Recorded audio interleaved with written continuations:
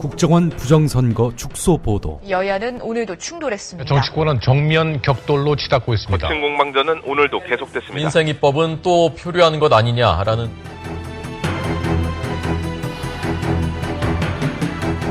장악당한 언론은 진실로부터 멀어지고 있습니다. 낙담하지 마십시오. 국민TV가 이제 날개짓을 하려고 합니다. 조합원으로 가입해서 위대한 역사를 함께 만들어 갑시다. 미디어 협동조합 국민TV 홈페이지 또는 서울 전화 3144-7737 또는 3144-0933으로 가입하실 수 있습니다.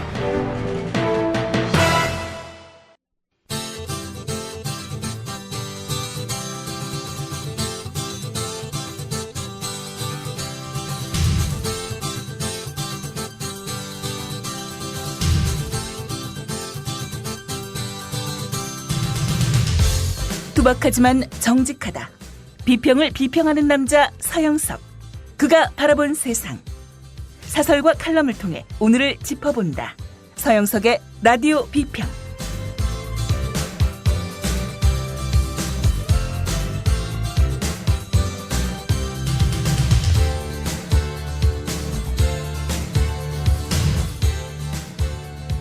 안녕하십니까, 서영석입니다. 예, 월요일이죠. 월요일 항상 피곤한 날입니다. 지난 주말 정말 그 엄청난 무더위에도 불구하고 많은 사람들이 서울시청 앞 광장에 모였습니다. 정말 더운 날이었지만은 또한 더운 만큼이나 감격스러운 날이기도 했는데요. 엄청난 사람들이 몰려서 오로지 한 마음 한 목소리로 국정원의 불법 대선 개입 부정선거 의혹을 밝히라고 진상규명을 요구하는 국민들의 목소리. 정말 또 다른 감동이었습니다. 전 프라자 호텔 4층에서 그 모습을 지켜봤는데요. 연단에선 사람의 주장에 호응하여 단상 아래에 있는 수많은 시민들이 손으로 촛불을 함께 들어 올리는 모습, 이런 것들은 역시 뭔가 가슴을 찡하게 하는 게 있었습니다. 자, 그런 찡한 감동의 연장선상에서 오늘 라디오 비평 시작하겠습니다. 함께하고 계신 방송은 정치평론가 서영석 미디어 협동조합 이사가 진행하는 라디오 비평입니다. 국민TV 조합원 인천 번개 모임 여러분들이 신청한 광고입니다. 저는 평범한 시민입니다. 열심히만 살면 잘 살 거라 믿고 살아왔습니다. 하지만 아무리 열심히 해도 삶이 많이 나아지지 않았습니다. 지금은 부당함에 대해 알게 됐고, 내가 낸 세금이 잘못 쓰이고 있는 것과 진짜가 가짜가 되고 도둑이 의인이 되는 이런 세상의 이면을 보면서 분노하게 됐습니다.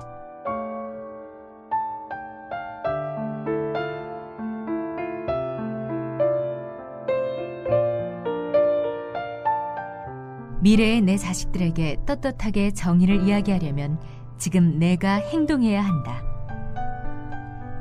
여러분, 부끄럽지 않은 사람이 되기 위해서 미디어 협동조합의 조합원이 되어주세요.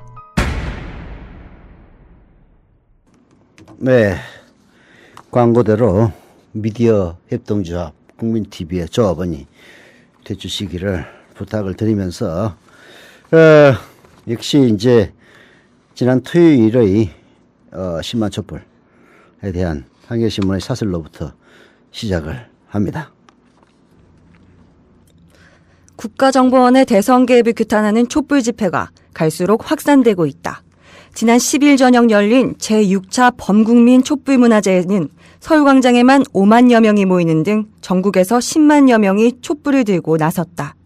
기록적인 폭염에도 10만 촛불이 타오른 것은 국정원 대선 개입에 대한 국민의 분노가 그만큼 커지고 있음을 뜻한다.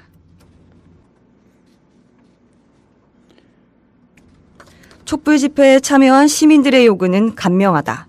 민주국가에서 있을 수 없는 국가정보기관의 선거 개입에 대한 진상을 철저히 밝히고 책임자를 처벌하고 대통령은 사과하라는 것이다. 너무나 상식적이고 정당한 요구다. 그런데도 정부 여당은 이를 대선 불복운동으로 헐뜯으며 구태정치로 몰아붙이고 있다. 민주주의 회복을 요구하는 촛불 민심을 외면해선 국정을 정상적으로 이끌기 어렵다. 박근혜 정부는 시간이 지나면 촛불 시위가 시들해질 것이라고 생각할지 모르지만 그렇게 해서 해결될 일이 아니다. 그렇죠. 그렇게 해서 해결될 일이 아닙니다. 누구나가 아니라 박근혜 정부 그리고 새누리당에서는 촛불 니들 들어봤자 5년 전하고는 다를 거야. 그렇게 생각을 했을 겁니다. 근데 사실 5년 전과는 다르죠. 5년 전에는 그래도 김대중 노무현 정부 10년의 성과라고 할 수 있는 공정한 방송이 존재를 했습니다. 여러분들도 기억하시겠지만은 KBS나 MBC 결코 참여정부나 국민의 정부의 우호적인 언론은 아니었죠. 다만 한 가지 분명한 것은 최소한 공평한 언론이긴 했다는 겁니다. 오히려 그때 당시 노무현 정부나 김대중 정부에서는 아니 과거 정권처럼 집권을 했으면 방송 우리 편이 돼야지 말이야. 방송이 우리 편은 안 되고 맨날 우리 헐뜯기나 하고 있다고 이런 불만을 토하는 사람 많았어요. 그렇지만 국민들은 KBS나 MBC의 보도를 믿었습니다. 항상 여론조사를 하면요. 가장 신뢰받는 언론은 KBS였습니다. 그리고 MBC가 뒤를 이었고요. 가장 신뢰받는 언론인은 지금은 JTBC 사장으로 간 MBC 시선집중의 손석희 아나운서였습니다. 여러분들 기억하시죠? 그런 언론들이 공정한 언론들이 있었기 때문에 이명박 정권이 집권한 이후에도 광우병 쇠고기에 대해서 이런저런 보도가 나올 수가 있었고 그런 보도에 기반해서 수십만의 시민들이 광우병 반대 촛불을 들었던 겁니다. 하지만 5년 만에 이명박은 완전히 세상을 바꿔놨습니다. 정말 세상 바꾸기는 보수 정권이 더 잘해요. 확실하게 언론 지형을 바꿔놨습니다. KBS, MBC 보십시오. 촛불 집회에 대해서 보도를 아예 하지 않거나 아주 작게 보도하거나 작게 보도하더라도 항상 양비론적 입장에서 수만 명, 10만 명이 넘는 시민들이 모인 촛불 집회와 몇백 명이 모인 할배들의 집회를 동일선상에서 취급합니다. 그러면서 보역 대결 양상을 보이고 있다. 이 지랄을 합니다. 새누리당이나 박근혜 정권이 믿고 있는 건 바로 이런 방송 언론들이죠. 우리가 이렇게 방송을 꽉 잡고 있는데 어떻게 촛불이 확산될 수 있겠느냐 이렇게 확신을 했습니다마는 오늘 이른바 보수를 자칭하는 신문에서도 사그러들 줄 알았던 촛불들이 훨씬 더 활활 타오르기만 하네. 이유가 뭐지? 이런 식으로 슬슬 이제 위기를 나름대로 인지하는 그런 단계에는 접어든 것 같습니다. 그러나 누구보다도 먼저 그 사실을 알아야 될 새누리당이나 박근혜 정권은 여전히 귀 막고 눈 막고 있죠. 촛불 집회가 확산되고 있는 것은 새누리당 때문에 국정원 국정조사가 파행한 탓이 크다. 애초 국정조사가 이뤄지면 지난 대선 때의 국정원 댓글 사건 진상이 밝혀질 것이란 기대가 있었다. 하지만 새누리당은 국정원 편에 서서 진상규명을 사실상 방해해왔다. 더욱이 댓글 달기를 정상적인 업무라고 주장하는 국정원을 옹호하는가 하면 이번 사건을 국정원 여직원 감금 사건으로 둔갑시켜 여론을 호도하고 있다. 이는 결과적으로 민주당을 거리로 내몰았다. 새누리당은 이런 억지를 그만두고 국정조사가 정상적으로 진행되도록 협조해야 한다. 침묵으로 일관하는 박 대통령은 더 문제다. 박 대통령은 자신이 지난 대선에서 국정원으로부터 덕본 게 없다며 자신과 관계없는 일이라고 선을 그었다. 대통령으로서 할 말이 아니다. 국가정보기관이 선거에 개입한 사실이 검찰 수사 결과 드러났으면 이런 국기문란 행위가 어떻게 일어났는지를 명확히 가리고 책임자를 문책하는 게 민주헌법을 수호해야 할 대통령으로서 할 일이다. 박 대통령이 국정원 대선 개입으로 덕을 받는지 안 받는지는 나중 문제다. 그런데도 아직까지 입을 닫고 있는 것은 국정원의 대선 개입 행위를 묵인하고 앞으로도 이런 국기문란 행위를 방조하겠다는 뜻으로 받아들일 수밖에 없다. 입이 아프도록 이런 얘기를 했습니다. 침묵으로 일관하는 박근혜 대통령 문제다. 아니, 국정원 득본계 있는지 없는지는 국민들이 알아서 판단할 문제입니다. 중요한 것은 국정원이 불법적으로 대선에 개입했다는 사실이 박근혜 검찰의 조사에서도 이미 드러났고, 그리고 거기에 대해서 미진하다고 생각돼서 지금 국정조사를 하고 있는 거죠. 이런 국정조사를 그야말로 박근혜 대통령의 하수인인 것처럼 집권 여당이 나서서 국정원 여직원의 감금 사건이라고 호도하는가 하면은 그야말로 후한무치하고 철미피한 이야기들을 뻔뻔스럽게 지금 민주당이 몰리니까 국정조사를 안 하고 마치 거리에 나간 것처럼 그렇게 이야기하는 군대 생활 딱 하루밖에 하지 않은 윤상현 새누리당 원내수석 부대표의 얘기를 들으면 정말 후한무치 적반하장의 절정이 무엇인지 윤상현이라는 인간을 통해서 알 수 있다, 이런 생각마저 듭니다. 박근혜 대통령과 새누리당이 해야 할 일은 분명합니다. 국정원 대선 개입 행위에 대해서 진정으로 사과하고, 그리고 철저한 진상규명과 책임자 처벌을 신속하게 시행해야 하면 됩니다. 그리고 국정원의 전면 개혁을 약속해야 합니다. 이것이 10만 촛불 민심이고 10만 촛불 시민이 촉구하는 바입니다. 여야가 적당히 타협하거나 주고받을 일이 아니죠. 대한민국 민주주의 문제다라고 상계신문이 사설은 쓰고 있는데요. 그러나 이건 그야말로 새누리당과 박근혜 정권이 무서워서 그야말로 뒤로 자빠질까 봐서 정말 약하게 쓴 사설에 불과해요.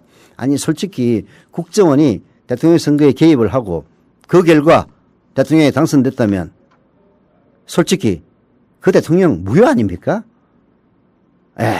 이런 민심이 10만 촛불 속에서는 상당히 존재를 하고 있고요. 그리고 박근혜나 새누리당이 이런 식으로 후한무치하게 적반하장으로 나오면 나올수록 그런 여론이 점점 더 커질 거란 사실입니다. 이렇게 언론을 장악하고 있다고 국민을 무시하는 행위를 되풀이하면은 결국 남는 것은 딱 하나밖에 없습니다. 이승만이 왜 하와이로 쫓겨났습니까? 3.15 부정선거했다가 들고 일어난 민심에 의해서 쫓겨난 거예요. 쫓겨난 겁니다. 대통령직 쫓겨날 수도 있다는 사실을 명심해야 할 겁니다. 감자의 노래 쫄지 않아 듣고 오는 사이에 10만 촛불 민심처럼 10만 조합원 가입 가열차게 부탁을 드립니다. 노래 나갑니다.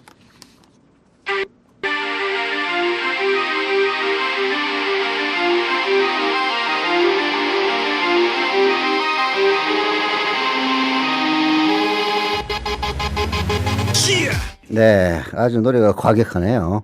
네. 이런 과격한 노래도 있습니다. 예. 그러나 요즘 박근혜 정권이나 조금 전에 속보인가 뭔가를 보니까 그 김용편이 정인 불출석하겠다고 나왔던데요. 그런 거 보면은 정말 열을 받습니다. 예, 열을 받지 않을 수가 없네요.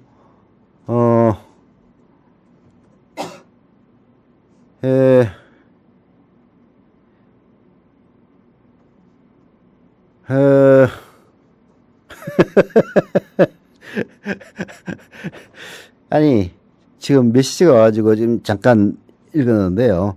저 때문에 가입했다고 라디오 비평에 소개를 해달라고 하시는 분이 있는데요. 근데 토요일 집회 때 조합원 가입하셨다고 그러는데 이게 이름이 안 나와 있네요. 예. 여하튼 감사드립니다. 뭐 뭔지 모르겠습니다만은 광고 하나 하겠습니다. 이 광고는 국민TV 경기 북부 조합원 모임에서 신청한 광고입니다. 8월 24일 토요일 오후 2시부터 5시까지 의정부 노동행안 3층 대회의장에서 미디어 협동조합 국민TV 최동석 이사가 협동조합이란 무엇인가라는 내용의 강연을 하고요. 그리고 경기 북부 협의회 발대식이 있다고 합니다. 특별히 김용민 PD의 팬사인회와 가수 손병희 씨의 무대도 준비되어 있다고 합니다. 경기 북부에 거주하지 않거나 조합원이 아니어도 참석 가능하니까 이 광고를 들으시는 여러분들의 많은 참여를 바랍니다. 자세한 내용은 국민TV 홈페이지에서 확인하시면 되는데요. 장소와 날짜를 한 번 더 말씀드리면은 8월 24일. 예, 8월 24일. 이달 말은 아니고 그 말 전주죠. 8월 24일 토요일 오후 2시부터 5시까지 의정부 노동회관 3층 대회의장입니다. 미래협동조합 국민TV의 최동석 이사 협동조합이란 무엇인가라는 강연이 있고 또 경기 북부 협의회 발대식도 있다고 합니다.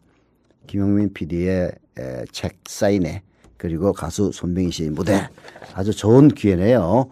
8월 24일 토요일 오후 2시부터 5시까지 미래협동조합 국민TV 경기 북부 조합원 발대식 많은 참여를 부탁을 드리겠습니다. 조합원에 가입한 사람을 소개를 해드려야 되는데 어느 부부터인지를 잘 몰라가지고 제 마음대로 소개를 하겠습니다. 뭐 지난 시간에 이어서 중복으로 소개를 당하신다 하더라도 기분 나쁘게 가지 마십시오. 혹시라도 빠진 분은 나중에 또 다시 소개를 해드리겠습니다. 뭐 이게 안 나와 이거. 예, 오늘은 뭐 좀 잘 안 되네요. 예, 해당 웹페이지를 사용할 수 없음 뭐 이런 것도 나오고 도대체 어떻게 된 거야 이거. 예, 나왔습니다. 경기도 파주시 야당동 한빛마을에 호수풍경 아빠, 호수풍경 엄마님의 조합원 부부가 가입하셨네요. 감사드립니다. 서초구 잠원동 157번지의 이재두님 조합원 가입 감사드립니다. 경남 산청군 생초면 향양리에 영어로 BUUEFIN 부핀 발음이 잘 안 되네요. 예, 님 하여튼 조합원 가입 감사드립니다. 서울 강동구 천호 이동의 라마지님 조합원 가입 감사드립니다. 예, 요즘 조합원 가입이 조금 뜸한 듯한 그런 느낌이 듭니다만은 현재 조합원 17,911명, 출자수 6만 자 돌파, 출자 금액 30억 돌파했습니다. 조금 있으면은 18,000명 되겠네요. 조속히 2만 명을 돌파할 수 있는 그날이 오기를 기대하겠습니다. 자, 지금 뭐 보수신문에서는 자칭 보수들이죠. 내가 보기에는 수구지만은 촛불 집회에 많은 사람들이 오게 된 이유를 억지로 대는데 정부의 세제 개편 아니 중산층 특히 월급쟁이들의 촛불 집회 참여를 부추겼다. 이런 지랄을 하고 있는데요. 말도 안 되는 얘기입니다. 예, 말도 안 되는 얘기고요. 물론 그게 사람들을 열받게 하는 그리고 잘못된 정책이라는 건 사실이지만은 그것 때문에 사람들이 안 나오던 촛불 집회에 나오고 가지 않습니다. 촛불 집회에 나오는 거는요. 예, 국정원의 불법 대선 개입에 대해서 혹시라도 자기의 대통령 자리를 위협할까 봐서 그거 인정하면은 그에 똥을 싸면서 어떻게든 눌러보려고 하는 박근혜 정권의 그 술수 때문에 촛불 집회 인원들은 날이 갈수록 늘어나고 있는 겁니다. 사실 잘못된 부정선거에 대해서 진상을 밝히라고 요구하는 것은 국민의 최소한의 권리입니다. 참정권을 행사를 했는데 이 참정권의 행사를 정당한 선거에서 행사를 해야지 부당한 선거에서 행사해서 되겠습니까? 그 부당함을 밝히고 그리고 그 부당한 일을 자행한 국정원을 개혁하라고 하는데 난 몰라. 다음 선거도 그러면 국정원을 동원해서 그런 불법 부정선거를 하겠다는 얘기인지. 예. 초점을 흐리는 그런 수구 언론들의 행태에 사람들이 흔들리는 없겠습니다만은 그러나 세제 개편 문제가 있는 건 사실이죠. 왜 세제 개편에 사람들이 열을 받아 하느냐. 복지를 하려면 세금을 올려야 된다는 대명제에 반대하는 사람 없습니다. 우리나라 사람들이 그 정도로 이기적이지는 않아요. 그러나 세금을 올리려면은 많이 버는 놈한테 많이 걷고 적게 버는 사람한테 적게 걷어야 될 것 아닙니까? 박근혜 정부의 세제 개편안은 유리지갑인 월급쟁이들 3천만 원, 3,400만 원인가 소득 구간부터 그 이상인 사람들에게는 7천만 원까지는 철저하게 긁어내고 그 이상인 사람들 중에서도 특히 고소득층에게는 아예 외면하는 그런 행태들, 그리고 대기업들에게 퍼주고 또 퍼준 다음에 세금 퍼주기마저 하고 있는 이런 박근혜 정부의 행태에 대해서 사람들이 열을 받고 있는 것이지, 단순히 세금 더 낸다고 열받는 거 아니에요. 사람들 그렇게 우습게 보지 마세요. 한겨레신문의 사설, 대기업과 부유층의 낮은 세부담이 역풍을 불렀다 라는 사설은 바로 그 점을 지적하고 있습니다. 정부가 지난 8일 내놓은 세법 개정안이 상당한 역풍을 불러일으키고 있다. 월급쟁이만 봉이냐며 직장인들이 불만을 터뜨리고 야당에서도 중산층 세금 폭탄이라는 주장까지 내놓고 있다. 예상 밖의 반발에 당황한 새누리당 쪽에서는 근로소득세 공제 비율을 확대해 세부담을 덜어줘야 하는 것 아니냐는 얘기까지 나오는 모양이다. 올해 세법 개정은 세율 조절이 아니라 비과세, 감면 정비가 주요 대상이고, 그 가운데서도 소득세의 소득 공제를 세액 공제로 돌리는 데 초점을 맞추다 보니 중산층 이상의 세부담이 눈에 띄게 늘어나게 됐다. 직장인들이 혜택을 받아오던 신용카드 공제 폭도 줄어 반발을 사고 있다. 하지만 기존의 소득 공제 방식은 고소득자에게 혜택이 컸고 공제 항목이 너무 많아 손해볼 필요가 있었다. 세액공제로 하우상박 원리에 따라 소득세의 세입 기반을 확충하는 것은 바람직한 방향으로 봐야 한다. 자, 그런 바람직한 방향은 맞는데 문제는 무엇이냐. 정부 스스로 정세는 없다고 선을 긋고 반쪽짜리 세제 개편에 나선 데 있다는 것이 바로 한겨레신문의 지적입니다. 걷기 쉬운 소득세라는 게 뭐냐. 월급쟁이들에게 세금 떼는 거예요. 그게 가장 투명하고 걷기가 쉽습니다. 세율만 딱 정해버리면요. 소득 구간만 딱 정해가지고 세율만 정해버리면은 원천징수가 되지 않습니까? 걷기 쉬운 소득세에 손을 대면서 정작 더 큰 이익을 내는 대기업이나 의사, 변호사 등 자영업자, 자산가들에게는 세금을 더 물리지 않으니까 반발 심리가 생기는 것은 당연하다. 이런 얘기입니다. 과세 형평성에 어긋나고 유리지갑만 틀렸다고 얘기를만 한 거죠.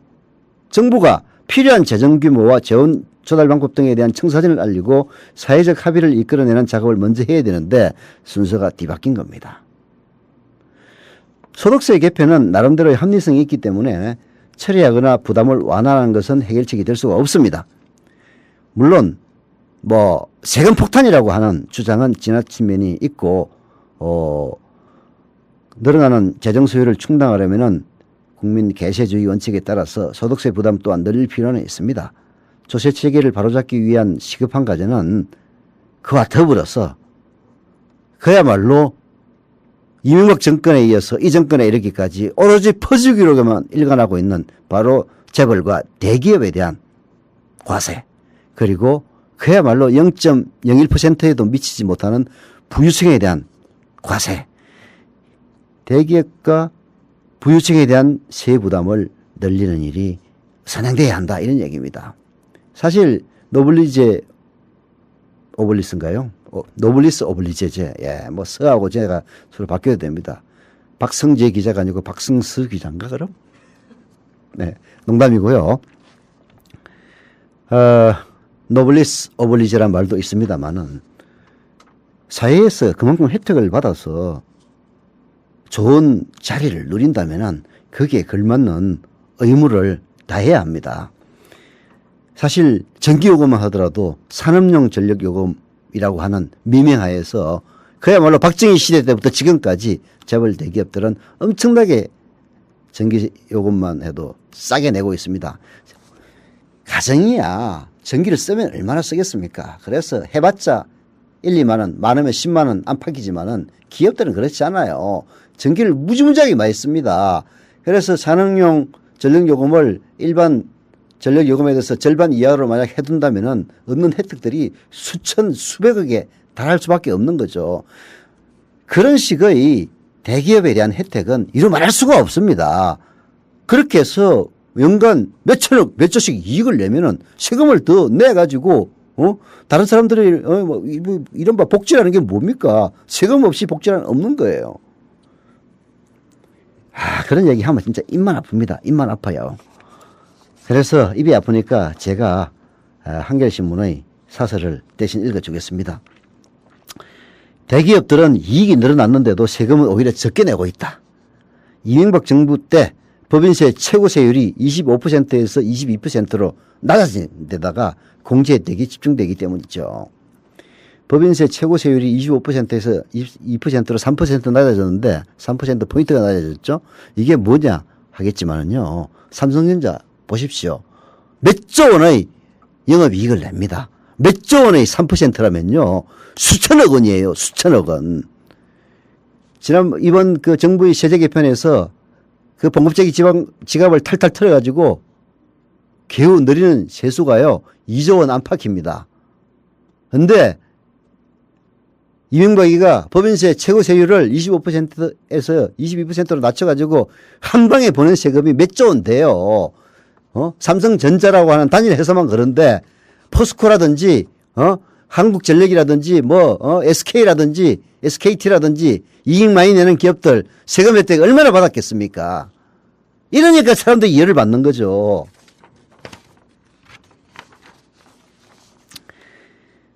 잘 나가는 대기업을 투자 활성화 명목으로 언제까지 봐줄 거냐 하는 게 바로 다름 아닌 역풍의 근원이다. 이런 얘기입니다.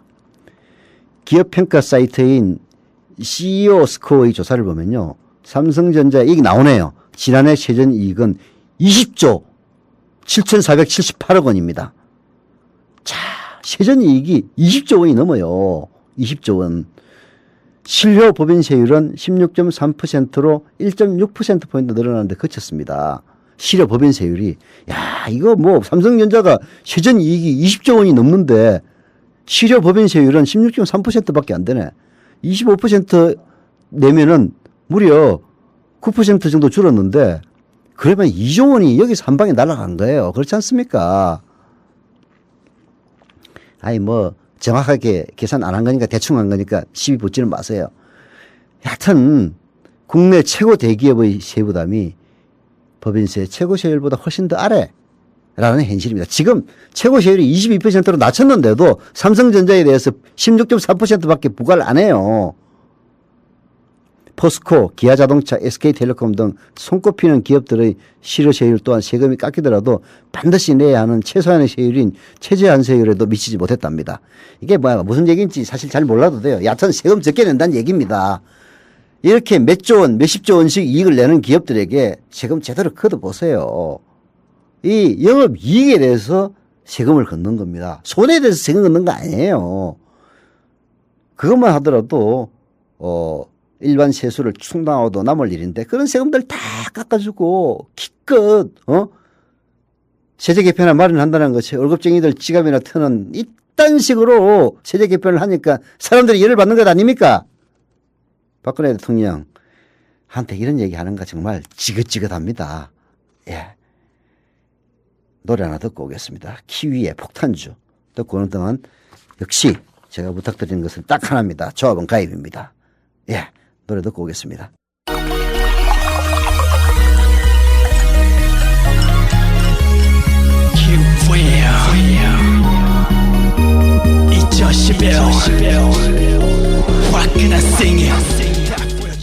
네, 뭐 항상 제가 말씀드립니다만은 노래는 다 듣는다고 맛이 아닙니다.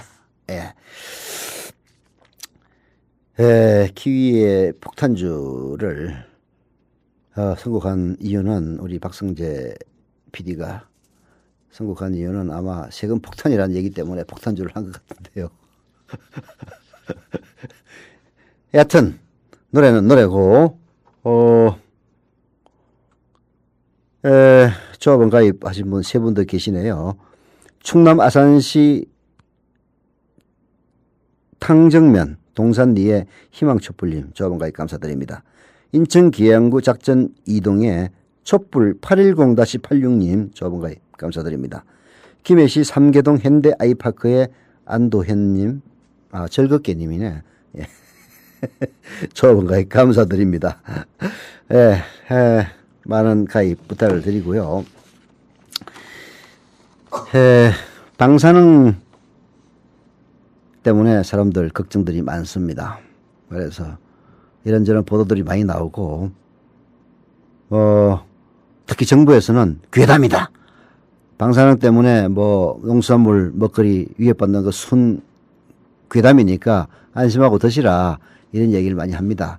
물론 괴담이 유포돼서는 안 되죠. 그러나 정부가 뭔가 정보를 숨기고 그리고 일본보다도 못한 기준으로 안전하다고 강변하는 그런 여러 가지 증거들이 나온 마당에 방사능 괴담보다는 오히려 방사능에서 우리는 안전하다는 것이 더 괴담이 아니냐 이런 이야기가 나오고 있습니다.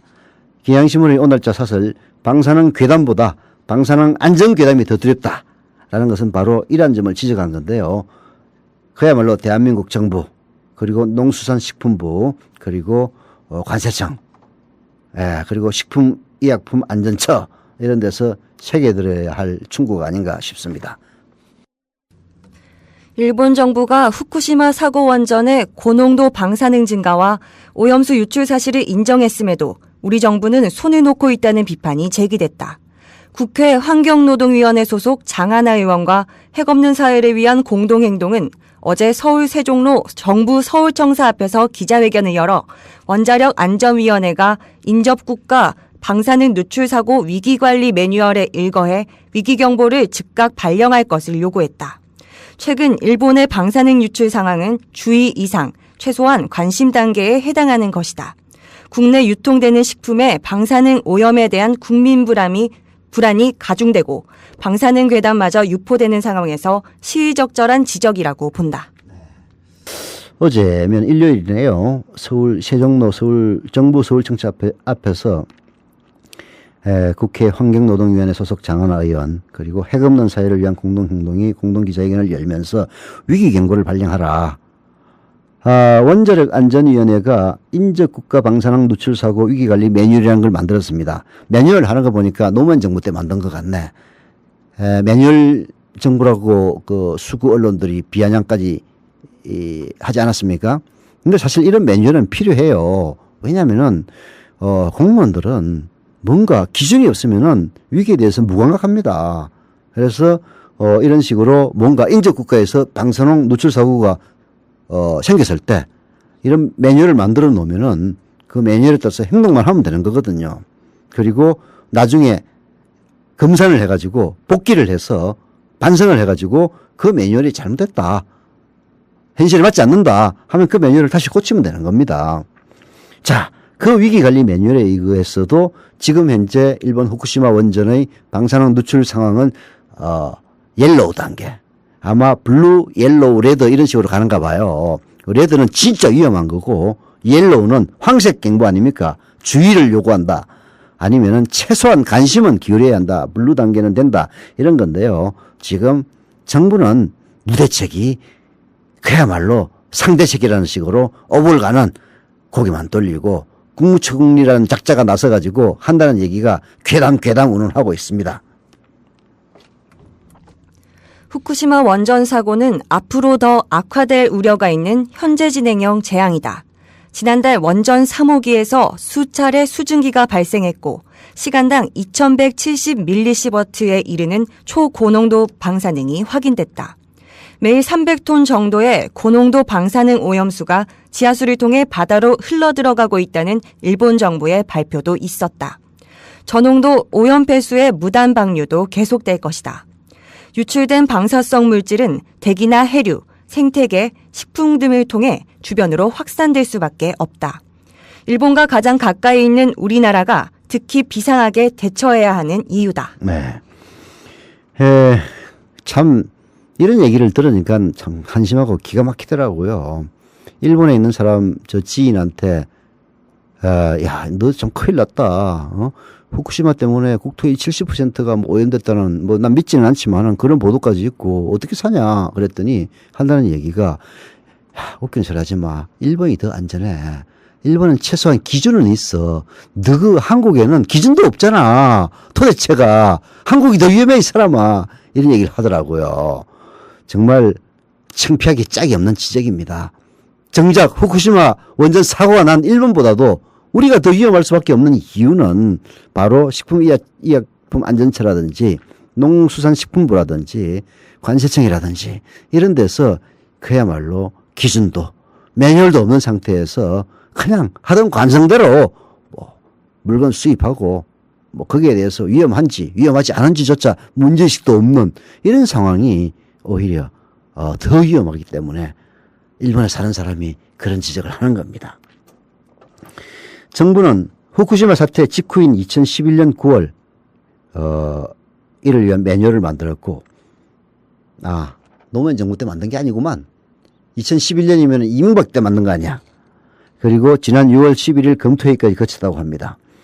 인접 국가에서 국제원자력 사고 고장 등급 4 내지 5등급, 6 내지 7등급에 해당하는 사고가 발생했을 때 관심, 주의 경보를 각각 발령하고 방사성 물질의 국내 유입 정도에 따라서 경계, 오렌지, 심각, 레드 경보와 더불어서 비상한 조치를 취하도록 하는 내용이라고 합니다.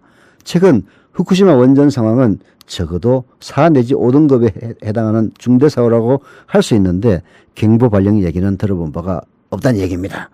되레 정홍원 총리의 방사능 괴담 엄단 처벌 지시와 식약처의 안전하다는 해명으로 국민의 의혹을 억누르거나 차단하겠다는 게 정부의 대처 방식입니다. 방사능이 안전하다는 게 오히려 괴담이죠. 그런 방사능 안전 괴담, 방사능 공안 정국을 조장하고 있다는 환경단체의 비판에 할 말이 없을 겁니다. 방사능은 국경이 없다. 일본 정부에 정확한 정보를 요구하고 오염폐수 방류 방침 등에 대해 우리 입장에 전달하는 것은 정부의 권리이자 국민에 대한 의무다. 매뉴얼대로 하지도 않고 설득력도 없는 대국민 안전 홍보와 의혹 입막음에 매달린다면 오히려 괴담을 확대 재생산할 뿐이다. 정부의 자세 변화와 보다 적극적인 대처가 필요하다. 네, 정부의 자세 변화와 적극적인 대처가 필요하다. 이런 얘기 참 입이 아픕니다. 입이 아파. 도대체 몇 번을 얘기해야 온갖 분야에 대해서 정부의 자세 변화와 보다 적극적인 대처가 필요하다고 얘기를 해야 되니 이놈의 정권이 제대로 된 정권입니까? 사실 박근혜 정권은 기본적으로 두 가지 측면에서 문제를 배태한 정권입니다. 첫째는 그 정통성이 없는 정권. 국정원과 그리고 당시 새누리당이 협력했다는 증거. 다른 무엇보다도 더 큰 증거는 바로 김무성과 그리고 권영세의 발언에서 나옵니다. 이미 국정원의 NLL 노무현 대통령 발언을 가지고 선거에 써먹겠다고 서로 협의하지 않았다면 절대 그런 말을 할 수가 없는 겁니다.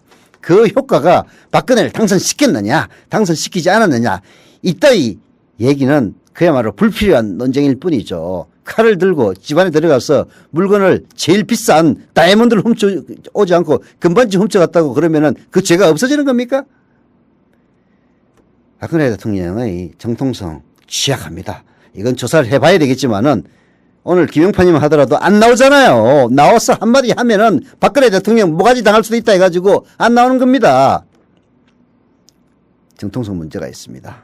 두 번째는 대통령이 모든 것을 다 챙기려고 하는 거 큰 문제예요. 대통령이 뭐라고 한마디 하지 않으면은 움직이질 않습니다. 왜?